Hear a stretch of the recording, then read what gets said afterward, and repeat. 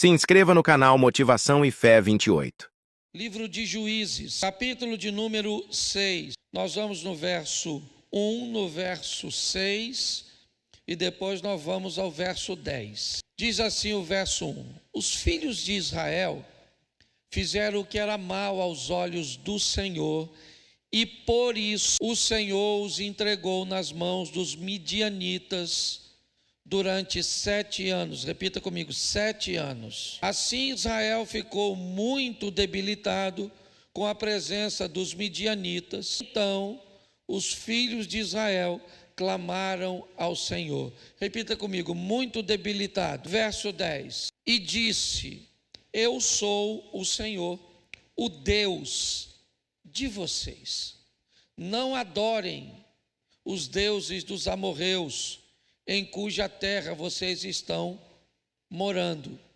Mas vocês não deram ouvidos à minha voz. Feche os seus olhos. Senhor nosso Deus e Pai, em nome de Jesus, eis aqui a tua palavra.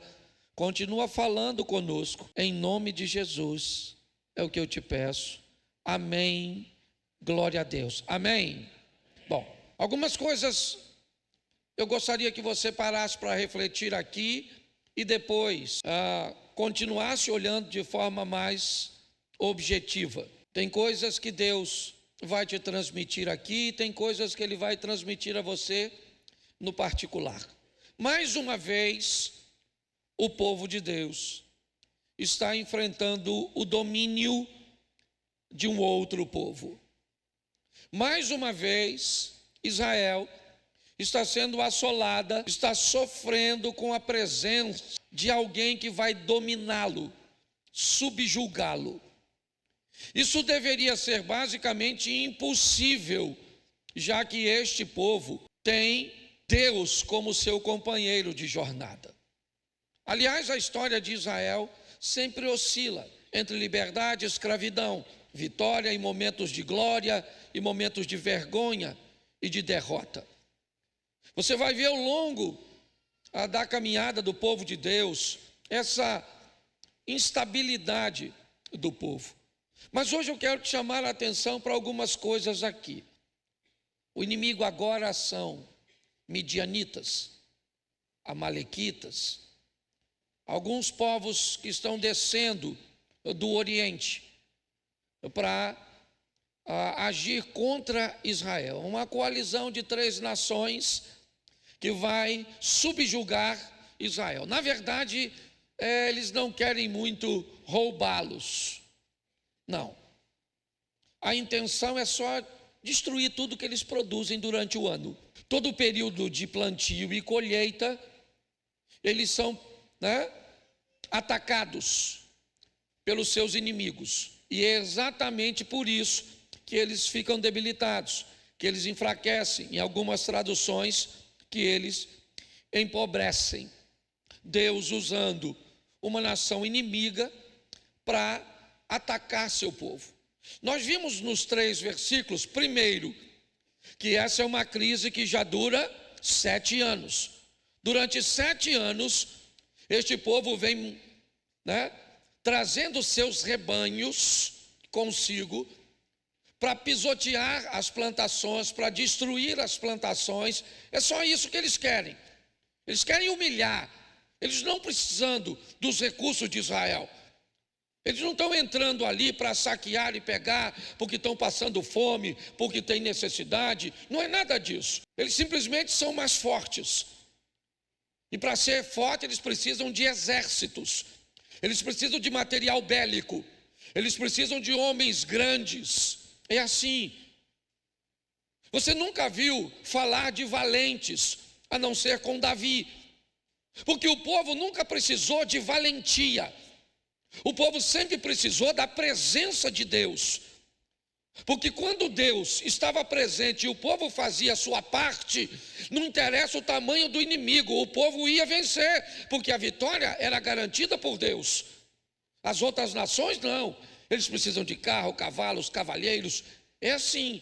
Israel nunca necessitou de fato de tudo isso, porque ele era capaz de vencer com trabalho, com dedicação, mas principalmente o que fazia Israel vencer era algo chamado santidade.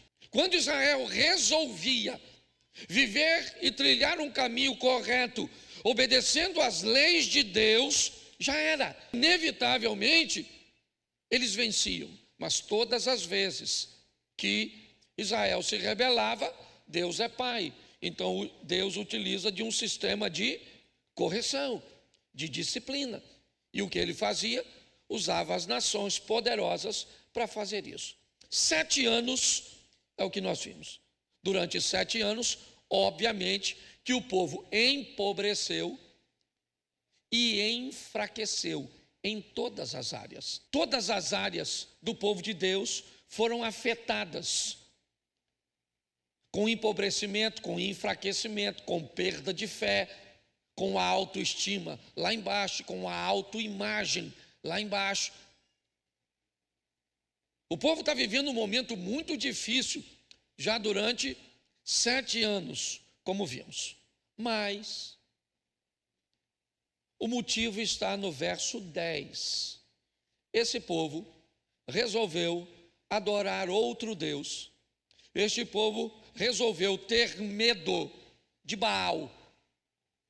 Essa é a grande verdade. O povo já está em dúvida, porque este povo adora um Deus pagão, que durante 7 anos manda invadir a terra do povo de Deus, tendo êxito. O povo começa a achar se na verdade quem é Deus de fato não é Baal. Então eles começam a ter medo de Baal. Eles têm agora um altar para adorar Baal no meio do povo de Deus. É isso. Eu não sei se você parou para pensar ou notou, mas desde o começo deste culto, a palavra medo, ela permeou esse culto inteiro. Certo? Por que as pessoas não dizimam? Porque tem medo do dinheiro não sobrar. Certo? O medo é algo que está muito latente na nossa vida. Esse povo está com medo e ele tem razão. São 7 anos de fracasso, 7 anos de vergonha, 7 anos de humilhação. Então este povo tem todo o direito de estar amedrontado, de achar que aquele Deus lá é maior que o Deus que está aqui. Então está certo. Só que o povo, mesmo com medo, ele ainda tem uma coisa a seu favor: a oração. Então, mesmo amedrontado, inseguro, esse povo vai falar com Deus, clamar ao Senhor, que eles não estão aguentando mais. Eles não estão aguentando mais. E aí então, o Senhor vai selecionar um camarada, um indivíduo dentre este povo, para fazer com que esse indivíduo lidere uma revolta. Vai ser difícil de achar o indivíduo, porque a turma está todo mundo para baixo. Mas é nesse momento que aparece um indivíduo. Seu nome? Como é que é o nome dele? Me ajude aí. Gideão.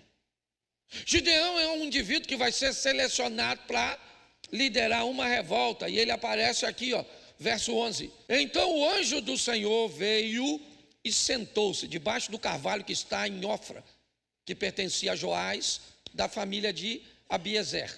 Gideão, filho de Joás, estava malhando o trigo no... Repita comigo, malhando o trigo no lagar. De novo, malhando o trigo no lagar. Isso. Quando você tiver a oportunidade de ir a Israel, lá na Village, ou Nazaré Village, é uma vilazinha que ela remonta a estrutura da época de Jesus. Então você vai passar lá, você vai ver um indivíduo malhando o trigo, e você vai passar por um lagar durante o percurso. E você vai ver que o lagar é uma estrutura que foi criada para beneficiar a uva, certo? E o trigo foi estabelecido, né, para que comece a beneficiá-lo, era numa eira, num ambiente igual café, a turma do interior, né? Aquele espaço grande, onde joga a palha para cima, joga tudo para cima, o vento leva a palha e fica o grão. Era mais ou menos assim, a grosso modo. Ou seja, se tem um lugar que não dava para malhar o trigo, era no lagar. O lagar não tinha tamanho apropriado, ele não era plano, ele precisava ser desnivelado, porque quando a uva fosse amassada, o que acontecia? O sumo precisava correr para um ambiente. Então ele ia para um lado, né, mais baixo, para ali ser captado por um dreno. Pastor, o que você está querendo dizer? Eu estou querendo dizer que Deus está escolhendo um camarada que aprende a trabalhar com o que tem, entendeu? O lagar não é o adequado, mas é o que ele tem. Gideão vai ser escolhido por Deus, primeiro por sua resistência, depois de 7 anos o cara ainda está lá. Pode notar, sua adaptabilidade, porque ainda tem isso. Tem gente que é resistente, mas não se adapta. O mundo está mudando, as coisas estão acontecendo. Então, inevitavelmente, nós falamos, pastor, então eu tenho que me adaptar ao pecado. Por que todas as vezes que a gente precisa falar de ajuste, o miserável do pecado está no meio? Não, ele está lá. Tem a eira, não tem, o que tem é um lagar, ele é pequeno, escondido, feito numa rocha, é verdade, inadequado, mas está bom. Deus ainda consegue encontrar no meio do seu povo resistência, adaptabilidade e fé. Isso vai ser o suficiente para fazer com que ele inicie uma revolta, é verdade. Tome uma decisão para tornar o retorno de Deus possível e viável. Você acha que você está em crise só porque o país está em crise? Não, não é só isso não. Você acha que o seu casamento tem dificuldade só porque é difícil viver casado? Não, não é só isso não. Aprenda uma coisa, quando nós criamos um ambiente para Deus estar presente, Ele nos socorre, Ele abre os nossos olhos, Ele nos protege, Ele nos avisa. Você vê que o texto que nós lemos lá, Deus está falando com o povo, eu avisei a vocês para não ficar adorando Baal. Eu avisei a vocês para que vocês não tivessem medo de deuses pagãos. Eu avisei, como vocês não me ouviram, está aí, 7 anos de dificuldade. Então é esse o ambiente que o povo está. Está por quê? Porque está adorando o Deus errado. Porque está com medo de alguém ou de algo que não tem o poder que tem. Ou pelo menos que parece ter. Mas olha o que diz o verso 13 do mesmo texto. Gideão respondeu, meu Senhor, se o Senhor Deus está conosco, por que nos aconteceu tudo isso? Ele está em dúvida. Normal ou não? Sim ou não? 7 anos que o cara está perdendo, ele já está perguntando, onde está o Senhor? Ele está dizendo, se Deus está conosco, por que nos aconteceu? Onde estão todas as suas maravilhas que os nossos pais na vida dos pais? As maravilhas que eles contavam estavam onde? Na vida dos pais. Sabe o que está acontecendo aqui, que Deus está falando comigo e com você? É que nós temos que parar de viver de história dos outros. Foi seu pai, foi seu avô, foi o Noé, foi o Abraão, foi o Davi, foi o Paulo, foi o fulano, foi o ciclano. Quando é que vai parar de ser a história dos outros e vai começar a ser a nossa? Quando é que nós vamos parar de ser meros narradores de histórias alheias e vamos começar a narrar nossas histórias? Porque ele está dizendo, Senhor, o que aconteceu? Olha só, se o Senhor está conosco, olha lá, onde estão todas as suas maravilhas que os nossos pais nos contaram? Está na vida deles. Talvez a sua vida seja ver maravilhas acontecendo na vida dos outros. As coisas acontecem tão pertinho de você, mas nunca com você, nunca na sua vida. Gideão está narrando isso. Eu ouvi muitas histórias do que Deus fez. Ele só não está fazendo. Eu sei que ele pode fazer, porque ele já, mas ele não faz. O passado é muito bonito, a história é muito romântica, mas não está acontecendo as coisas que eu ouvi na minha vida, na minha família, nos meus negócios. Não está acontecendo.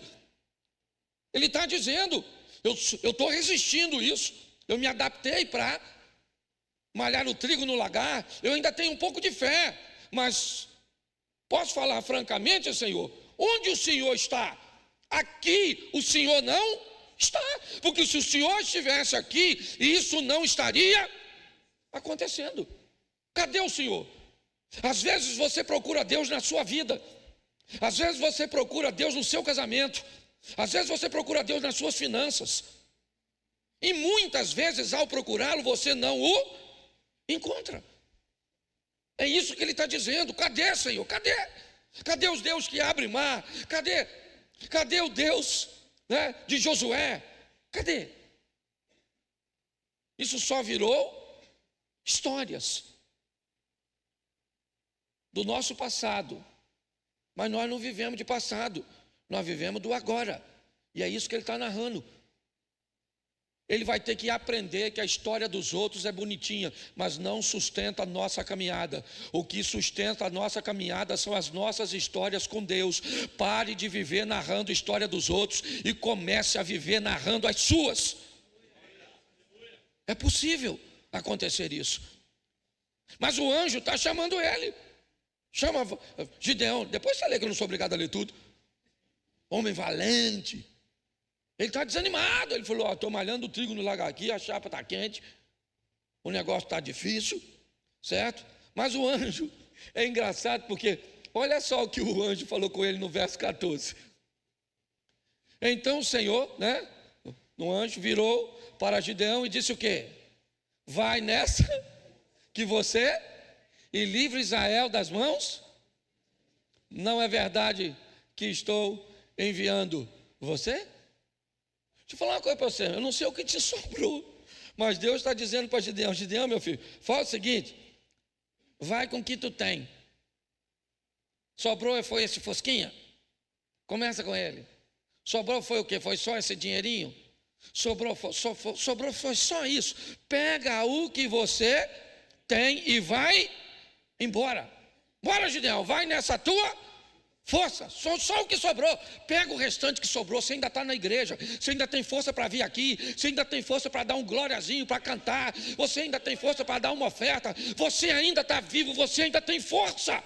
Então pega o que você tem e cria uma revolta a partir disso. É isso que o anjo está conversando com ele. E olha que o anjo, tem hora que fala até que é o Senhor, e o Gideão está discutindo com o anjo, explicando o anjo: anjo, eu vou falar com você, a chapa está quente aqui, o senhor está lá, mas eu é que estou aqui. E o anjo está falando com ele. Mas olha o verso 15. Gideão respondeu para quem? Que está falando com ele.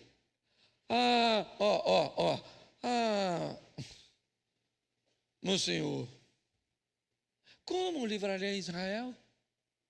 Eis que a minha família é a mais pobre, hein? E eu sou a primeira coisa que ele diz. Deixa eu falar uma coisa para o senhor. Para liderar uma revolta, alguém tem que ter nome, tem que ser famoso, que precisa dos outros acreditar nele. Então deixa eu falar uma coisa para o senhor. A minha família é a mais lascada. A situação está feia aqui, mas lá em casa está pior. A minha família é a mais pobre. Ele está dizendo: eu não tenho um nome. Eu não tenho nome.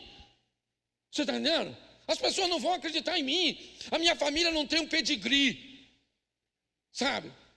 Não tem. É isso que ele está conversando. E ele está tentando explicar tudo isso para quem? Para o anjo. Olha só, o anjo vem trazendo dos céus recursos de Deus. E o Gideão está falando: seu anjo, eu vou falar com você, não vai rolar. Você está entendendo? O negócio está feio, aconteceu no passado. O anjo falou: pega a sua força e vai. Ele falou: que força? O negócio está difícil. E ele ainda, olha o que ele termina a falar: se não bastasse, ele ainda diz: além da minha família não ter nome, Eu ainda sou o menor. Ele está apresentando para o anjo o seguinte: olha, Deus foi embora,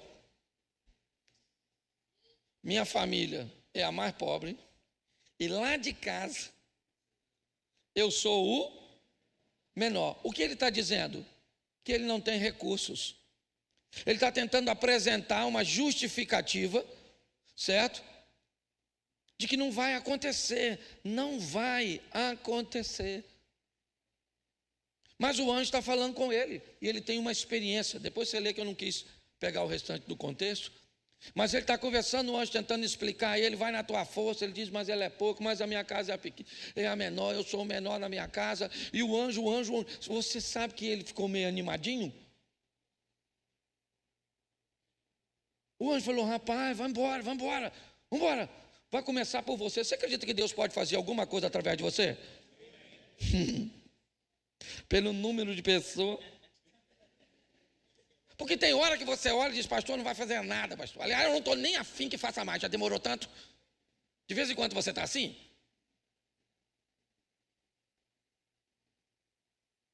Eu vou te mostrar agora o que vai começar a acontecer na vida desse cara. Quando ele tem essa experiência com Deus, ele tem uma experiência com Deus. Sim ou não? Ó, deixa eu pegar aqui para você entender. Vamos lá. 6:24. Dá uma olhada nesse texto. Então Gideão edificou um altar ao Senhor e lhe deu o nome de O Senhor é até o dia de hoje, está lá, certo? Está em Ofra, que pertence à família de Abiezer. Bom, versículo 26. Isso. No alto desse lugar fortificado, faça para o Senhor. É isso que o Senhor está mandando, ou o anjo, como queiram. Faça, certo? Um local fortificado para o seu, um altar em camada de. Depois pegue o segundo touro e ofereça em holocausto, e com a lenha do poste da deusa Aserá, certo? Que você irá. Escute aqui. Olha o que Deus falou para o Gideão: Gideão, olha só, você vai fazer o seguinte. Primeiro você vai fazer um altar para mim. Isso já ia dar um BO danado. Porque a turma toda está adorando o Baal e a Zera, as duas entidades. Certo? E pior, além de fazer um altar para mim, você vai quebrar o do Baal e da Zera e pegar a lenha do altar e vai queimar no meu. Porque eu sou seu Deus. O que Deus está falando para Gideão? Gideão, está na hora de você ter uma experiência comigo. Está na hora de nós vivermos a nossa história. Esquece o Abraão, esquece o Moisés, esquece o Isaac. Eles já passaram, esquece. A história do Josué é legal, mas ela já passou. Agora chegou a sua vez, é a sua vez de viver a sua história. E vou falar para você, a experiência dos outros vale muito pouco para você. Você tem que ter as suas. E é isso que Deus está dando a oportunidade. Aí esse cara falou: você vai lá, rebenta o altar do Baal, rebenta de Azera, constrói um para mim. E tudo isso de noite. Deus não falou de noite, foi o Gideão, que ele estava com medo. Depois você lê. Ele chamou uma patotinha que ele tinha e falou: galera, Deus falou comigo ir lá, que é para quebrar o... Ih, rapaz, isso vai dar um... Mas nós vamos fazer de novo. Eu gosto disso, gente. Ele estava com medo de quebrar, sim ou não? Deus mandou. Tem umas pessoas que eu conheço que, se Deus mandasse isso, ele falou: eu vou fazer de dia,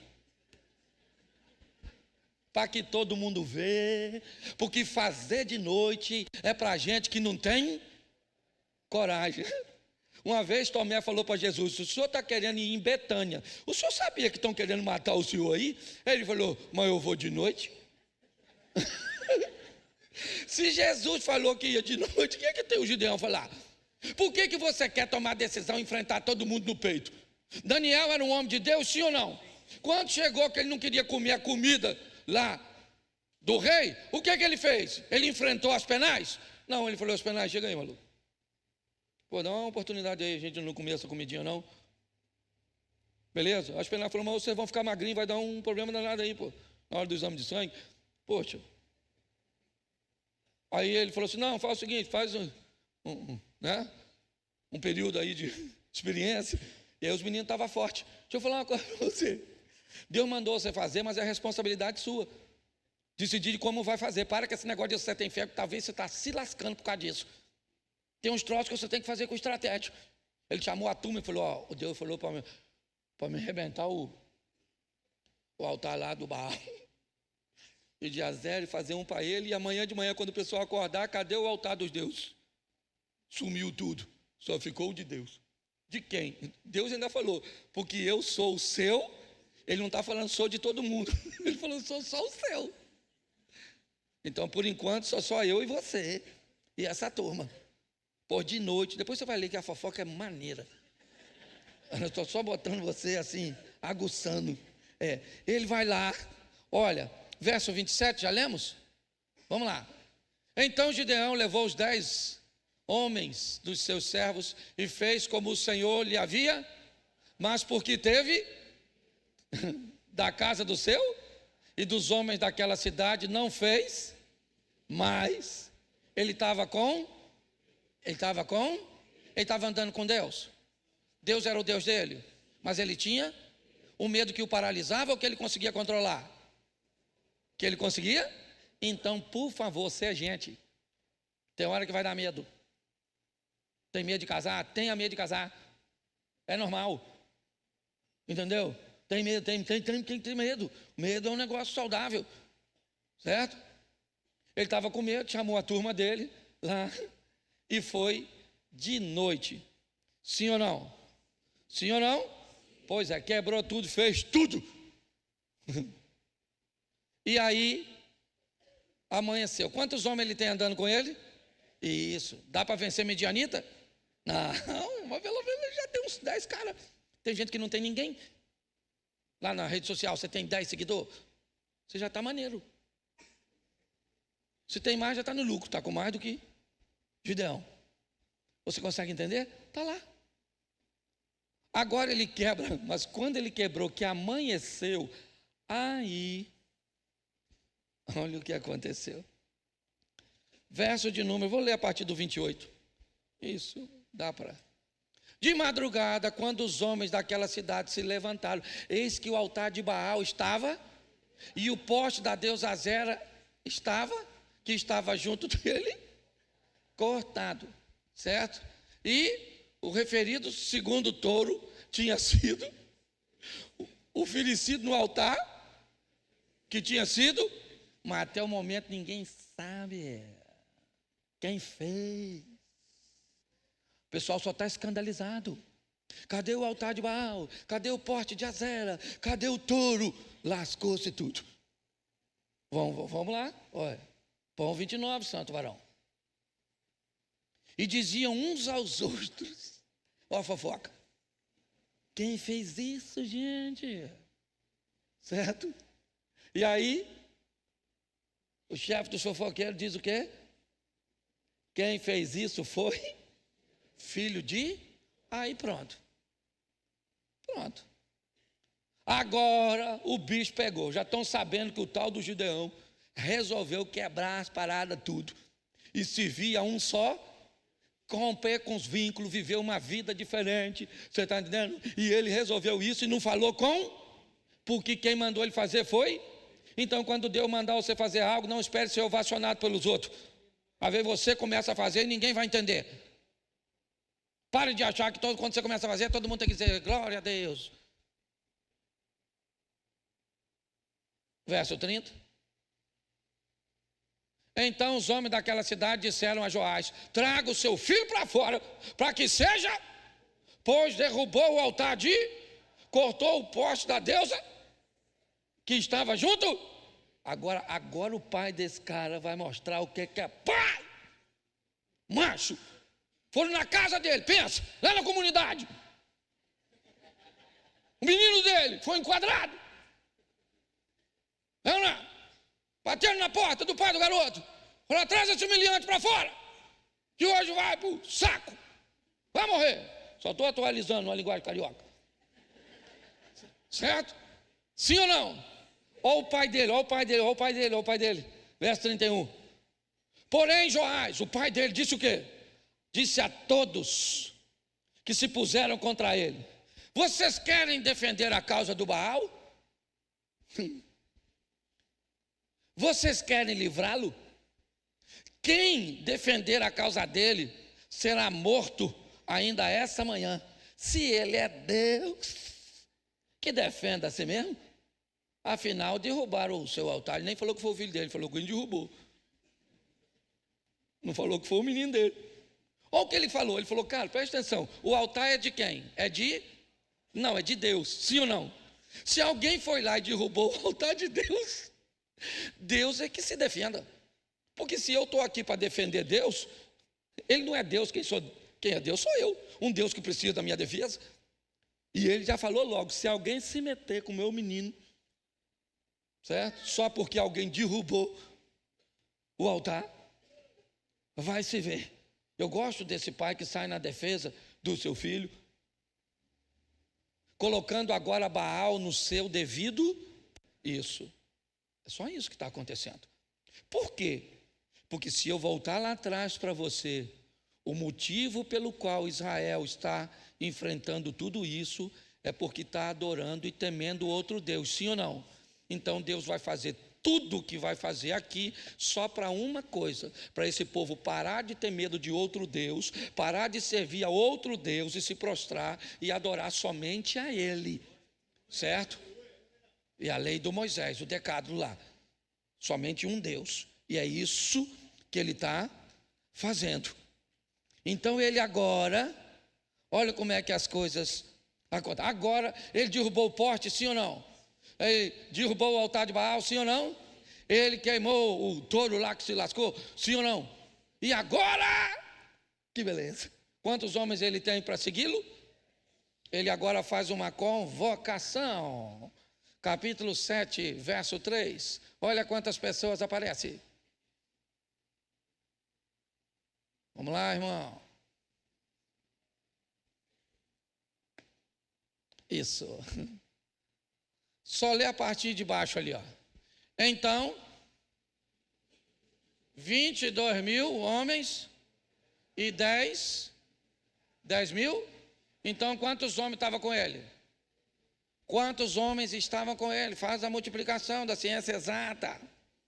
Quantos? Até Pedro já respondeu. 32? Sim ou não? O cara agora está pop. Parece até Bolsonaro nessas caminhadas dele. Pop. Vamos, Gideão. Agora não é mais Gideão, é Jerubbaal. Botaram um apelido nele. É? Eu falava de apelido, gente, perdoa. Eu mexi no culto agora. Eu lembrei de um negócio que eu ri demais da conta. Deixa quieto. Deixa o culto acabar, depois que acabar eu conto. Mas escute só, estou brincando. 32 mil homens, sim ou não? 32 mil, maluco. Pensa. Gideão está falando 32 mil, isso aí, 32 mil. Aí Deus falou assim, ó: ô Gideão, tem muita gente aí. Como tem, mas o inimigo também é grande. Eu não, mas vamos fazer o seguinte: pergunta aí quem está com medo e é tímido, e pede para ir para casa. Tímido e com medo? Gideão falou: não deve ter ninguém. Ô gente, quem está com medo aí e é tímido, pode ir embora. 22 mil. 22 mil homens indo para casa. O Gideão olhando. Desespero isso aí, mano. 22 mil indo. Ele também devia estar com medo. Falei: será que eu posso ir? Não, porque é a verdade, eu falo isso. Porque nós não podemos nos dar o luxo de ter medo. Nós não podemos dar o luxo de desistir. É ou não é? Nós temos que continuar aqui cantando, pregando, servindo. Tem uma turma aí que vai lá, dá um rolê no mundo, pega umas piriguetes, toma umas cachaças, fuma um bagulho. E nós está aqui, poderoso Deus, poderoso Deus. Aí eles vêm de novo. Aí nós. Será que Deus vai aceitar, Senhor? Porque eu não fui. Eu estava até a fim de ir, mas não fui. Porque alguém tem que ficar, meu irmão, e esse alguém somos nós.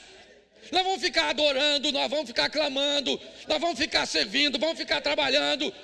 Alguém tem que ficar nesse negócio. Não é? Então, 22 mil indo embora. Ele tem quantos ainda? Ele tem quantos? 10 mil. 10 mil dá, né? O bom era 32, mas dá para ir, né? Deus falou: Gideão, tem muita gente aí, irmão. Tem muita gente aí, não é muita gente aí. Sabe o que vai acontecer, Gideão? Esse povo, quando ganhar, porque eu já disse que vocês vão vencer. Se eu disse que vocês vão vencer, vocês vão vencer. Agora, a importância, quem é que vai ganhar o crédito dessa? O que eu estou querendo mostrar para todo mundo é que eu sou o Deus de vocês. Então não vai muita gente, não. Vai lá, leva a turma para beber água. Quem conseguir fazer as duas coisas ao mesmo tempo, beber água e ser vigilante, você separa. Quem baixar assim para beber água sem olhar sabe, não vigiar, você separa. Aí ele falou: vamos beber água, gente. Aí 300 indivíduos pegou a mão assim, ó, e trouxe na boca. E os outros 9.700 baixou. Gideão falou: só 300 que pegou. Agora eu me dei bem, pelo menos eu vou só. Da outra vez foi 22 mil, agora só 300. Deus falou: ô Gideão, manda os 9.700 embora. Gideão deve ter falado: aí é suicídio. O que esses homens estão passando por Gideão? Todos viram Gideão derrubar o poste, construir o altar. Todo mundo sabe que é ele agora, sim ou não? Sim ou não? Estiveram com ele, sim ou não? Sabe que ele vai enfrentar os midianitas, sim ou não? Mas para onde eles foram? Os 22 mil? Para a sua casa. O que vocês estão fazendo em casa? A mulher, os filhos, os idosos? Não. Deus falou lá com o Gideão para mandar quem estava com medo. Eu estava. E eu vim. Tá bom? Agora, ainda faltavam mais alguns lares. 9.700 homens voltam. Sobra 300 homens para Gideão. E Deus disse: é com esses 300 homens que eu vou trazer de volta o meu nome para esse povo. Todo mundo vai saber que eu sou Deus. E que eu não preciso, porque preste atenção, eles não têm armas. Certo? Eles vão pelejar, mas eles não têm armas. Gideão dá uma instrução para eles: vocês levem uma tocha, uma trombeta e um vaso vazio. É só isso. O texto faz referência que a batalha ia ser no vale, como na maioria das vezes costumava ser. Eu não sei se eles estão descendo, eu já falei isso aqui, nós fizemos uma experiência em Massada, que eu achei fantástico. Nós estávamos 70 pessoas, Eliezer. Um dia eu ainda vou ter a oportunidade de levar vocês lá. 70 pessoas em Massada, a fortaleza construída por Herodes, né, para se proteger de uma revolta. E aí, Damião, que era o guia, ele já tinha feito comigo isso outras vezes, e eu pedi que os 70 gritassem de cima para baixo, ali, em cima da fortaleza. E nós, no 3, todos nós gritamos. Eu vou falar para vocês, 70 pessoas gritaram. Aparentemente, umas 500, 700 ou até 1.000 pessoas estavam gritando. Nós gritamos por alguns instantes e paramos.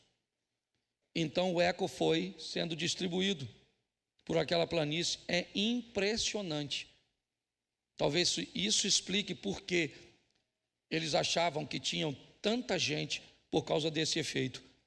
Mas são apenas 300 homens que sobraram para Gideão. Gideão divide esses homens: trombeta, tocha e um vaso vazio. E assim que eles vão à guerra. Cercam esses homens, esses povos, por 3 direções. Gideão disse: assim que a trombeta tocar, todos toquem a trombeta, todos quebrem os vasos e segurem suas tochas. E assim foi feito. Quando aquilo aconteceu, eu não sei que tipo de efeito causou. Eu sei que os homens começaram de noite, era meia-noite aproximadamente, início da terceira vigília, meia-noite, certo? Início da terceira vigília, aquela escuridão, os homens gritando e aquele barulho vindo de diversos lados. Eles entram em desespero. Alguns guerreiam contra si, ali mesmo. Eram povos diferentes, não eram amigos, na verdade. Fizeram uma coalizão apenas para invadir Israel. Não tinha amizade. Não existe amizade entre os maus. Os maus não têm aliados. Assim que eles vencem os bons, eles lutam entre si. É assim que funciona. Então cada um estava de olho, era na partilha dos despojos. Mas nesse momento, o que acontece? Eles começam a guerrear. Começam a fugir dos 300. Agora sim. Agora, Gideão manda chamar todos. Os homens agora estão em fuga. A tribo de Efraim chega a reclamar, dizer: poxa, você vai numa batalha dessa e não nos chama para fazermos parte de tudo isso? O que indica que eles queriam a glória da vitória. E Deus está dizendo para eles, para mim e para você: você quer vencer? Não coloque ninguém no lugar que só cabe Ele. Ele é o todo-poderoso da sua vida. Não sei o que você está enfrentando ou o que você vai enfrentar. Quando acontece isso, o que nós vemos é aquele pequeno grupo, é verdade, vencendo ou liderando uma vitória. Eles perseguem. Pegue 2 dos reis, Oreb e Zebe, os 2 príncipes daquelas nações. Eles são mortos. E boa parte daquele povo que fugiu para levar uma mensagem a todos os vizinhos de Israel: Deus está de volta no meio do seu povo. O Deus que abriu o mar está de volta. O Deus que abriu o Jordão está de volta. O Deus que deu vitória a Jericó está de volta. É importante nós entendermos isso. A glória que Deus quer derramar na nossa vida é para que o nome dele seja glorificado através da nossa igreja, da nossa empresa, certo? Do nosso ministério. É isso. Aqui nitidamente, tudo que Deus vai fazer é só para um motivo: para remover Baal e Azera e voltar para o seu devido lugar. É só isso.